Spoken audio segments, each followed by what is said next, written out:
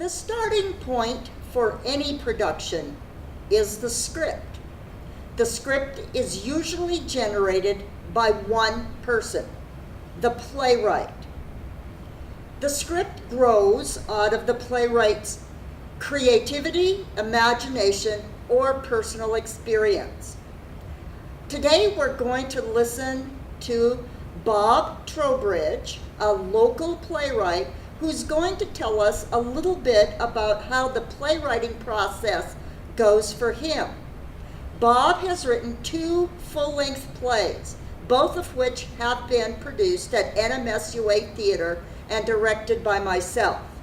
Bugs, Guns, and Hot Buns was a play that was intended for an adult audience, and then Crazy Camp was a play for children. They were both full-length plays. Bob has also done some short plays, 3 Old Geezers and Pet Names. So Bob, tell us a little bit about yourself and also how you got interested in playwriting. Thank you, Connie. Basically, I've always been very creative. Had creative parents, and they encouraged me to follow that aspect of my life. As a child, I always entertained my brothers with stories. They were both younger than me, and that kind of got me started on thinking that someday I would like to do something as a writer. I had at that point thought probably a book or something, but I got into high school and I was on stage in the play Julius Caesar, and that kind of got me started on the acting bug. Then, after retirement from both the military and the local job that I had here in the Alamogordo area, I came across an audition folder for one of your plays. The play was The Big Dogs Club. I auditioned and was fortunate enough to manage to acquire a role in that. You were Skipper. I was, yes. Yes. Yeah, the old dog with a cane. Yeah, that's right. That's right. So anyway, that got me back into the field of acting, and knowing that you had written a play, I thought, well, maybe this would be a good way to sort of use my own creative talents. So you really said to yourself, if she can do it, I know I can do it. Well, I'm not quite that certain, but but that was kind of the premise, yes. It inspired me that you had done it, and that gave me an opening for starting my own writing career. Very good. So, after a couple of more plays on stage as an actor, I then sat down and started writing. And my first experience was, of course, the Bugs, Guns, and Hot Buns, as you mentioned. I did sit down and write that. I read through it and I thought, my goodness, this thing isn't nearly long enough.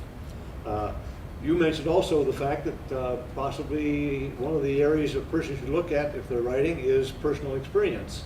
And that is what I based the play Bugs, Guns, and Hot Buns on. It was a play based on my experiences while in the military, stationed at an embassy behind the Iron Curtain. I did do a lot of poetic license with it. I added a lot of humor to it, and basically, after reading through it, I thought, it's going to have to be longer than what it is.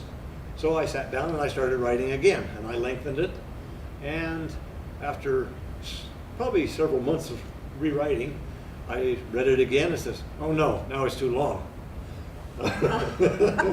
So I started chopping. And after chopping a bit, I got it to what I thought was just about the right length, and that was when I brought it to you and asked if you would mind reading it. Mm-hmm. You did, and at that point you said, have you ever done any study about playwriting? True. And your recommendation was that I maybe get a copy of Naked Playwriting and read that. Now, your title when you first gave me the script was not Bugs, Guns, and Hot Buns, was it? No, and I don't remember for the life of me what the actual original title was. But and I don't either, but it wasn't that. I knew that title wasn't going to sell. Okay. So I changed the title to incorporate aspects of the play into the actual title. Ordered Naked Playwriting on the internet, came in from Amazon.com, And I thought, okay, now I'm going to follow Connie's advice. I sat down with no clothes on and started reading naked.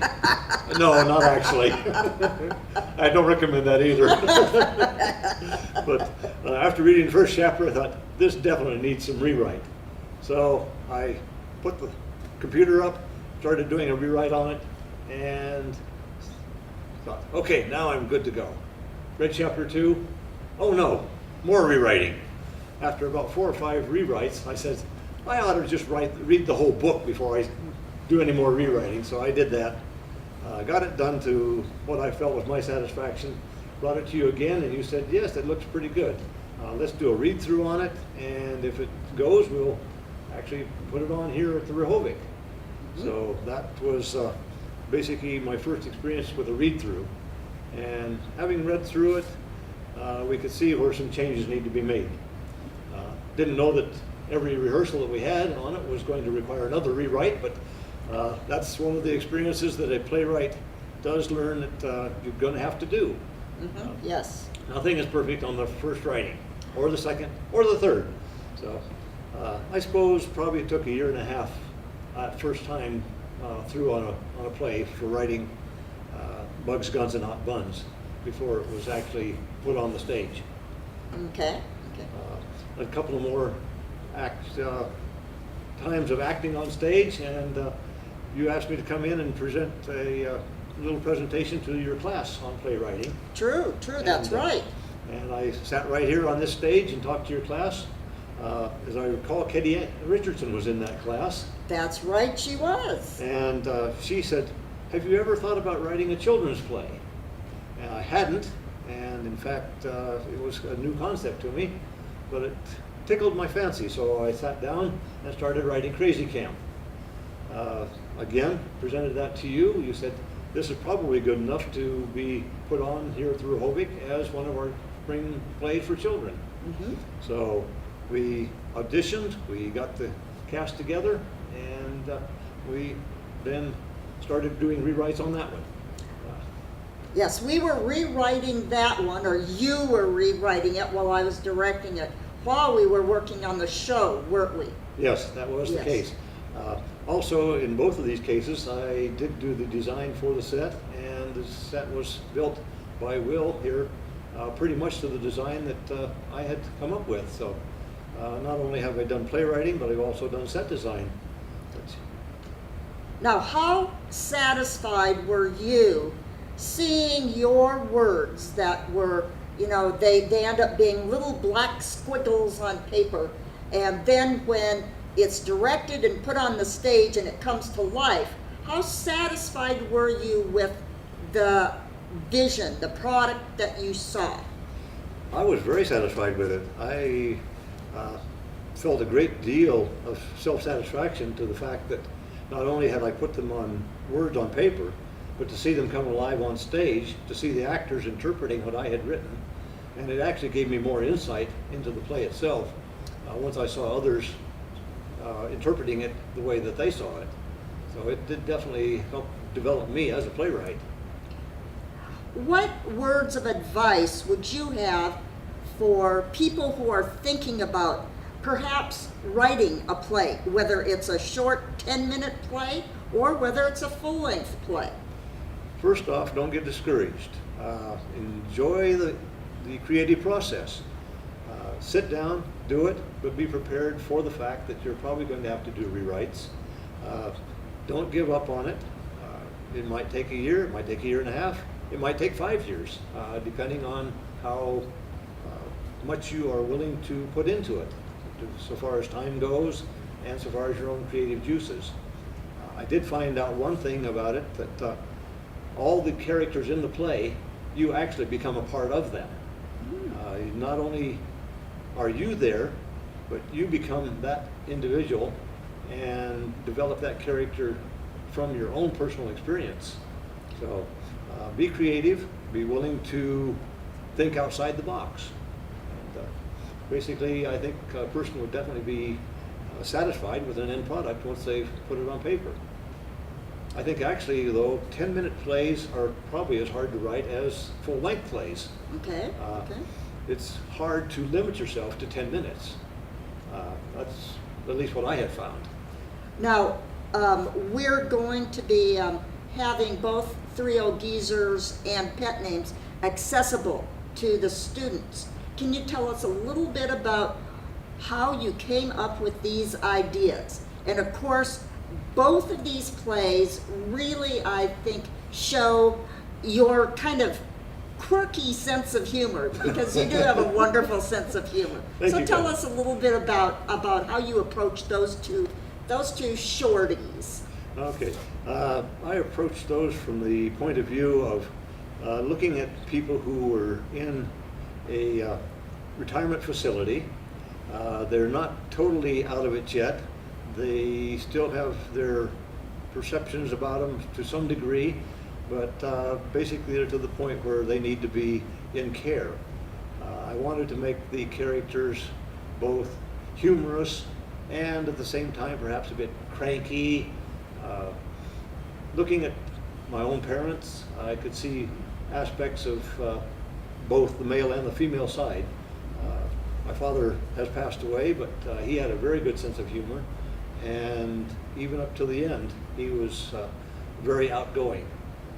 Mom was a bit more subdued, but she's still with us, but she is now suffering from dementia, and I could see where memory loss is definitely something that we all need to look at in the future, and I thought if we could make that perhaps a bit more humorous, maybe people would be a little less frightened about it. Very good, very good. Now, you've got one incident in Pet Names that I just really felt was so delightful, and that's the incident about the bus trip. How did you ever think up that particular little tidbit? Actually, there was a news article a number of years ago about a woman that had actually happened to, and I decided to take that incident and expand it and make it as humorous as possible. And I think that the actors that we have talking about that particular incident have definitely brought that to life in a way that possibly even more so than what I did on paper. I remember sitting down there hearing you laughing at that, and I thought, well, you were going to fall off your chair. When I first heard that at the read-through, that just struck me as something so funny that I was laughing uproariously. And I'm hoping that when the students see that particular little portion of the play, that they enjoy it as much as I did, because I just thought it was so funny. But you know, somebody else could write that same thing and it wouldn't be that comical. I think it's to your credit that you really captured the comedy that was in that particular incident. Thank you, Connie. I think that I've always had a very good sense of humor, and basically that's a lot of times what helped see me through incidents when I was in the military that other people would have said, oh my gosh, you know, this is really frightening or scary. Mm-hmm. Both when I was in the Coast Guard for a 4-year stint and in the Army for an additional 17 years, I did a lot of cartooning.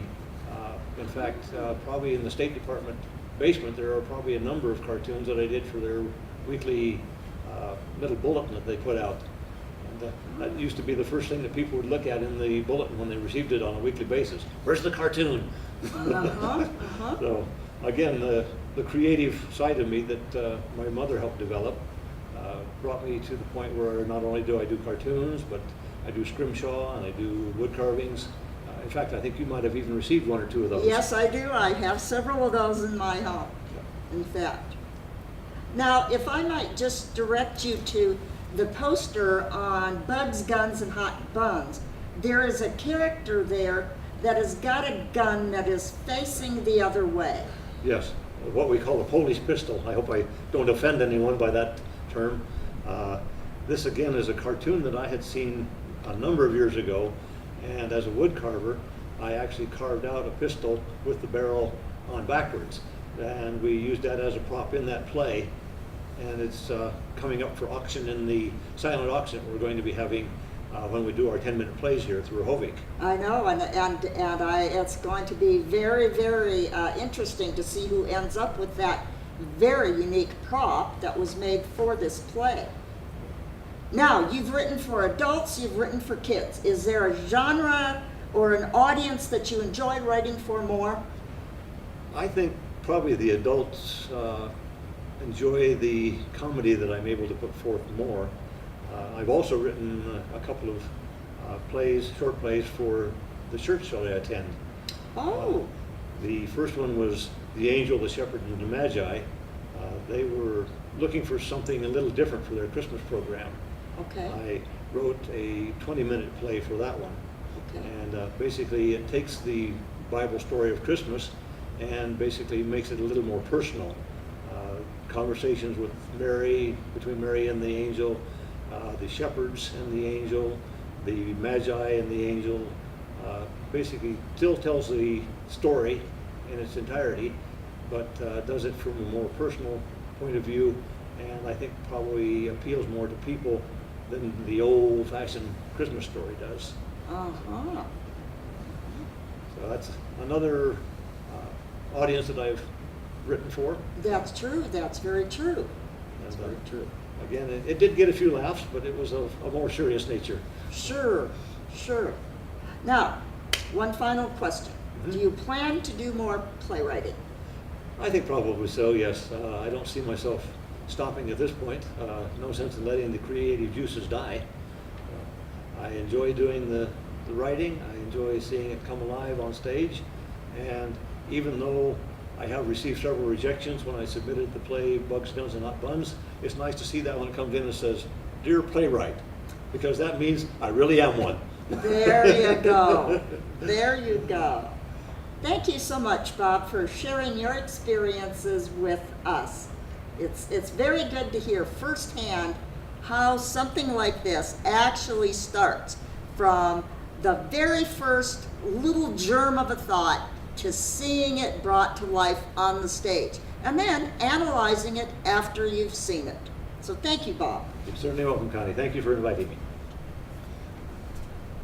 So.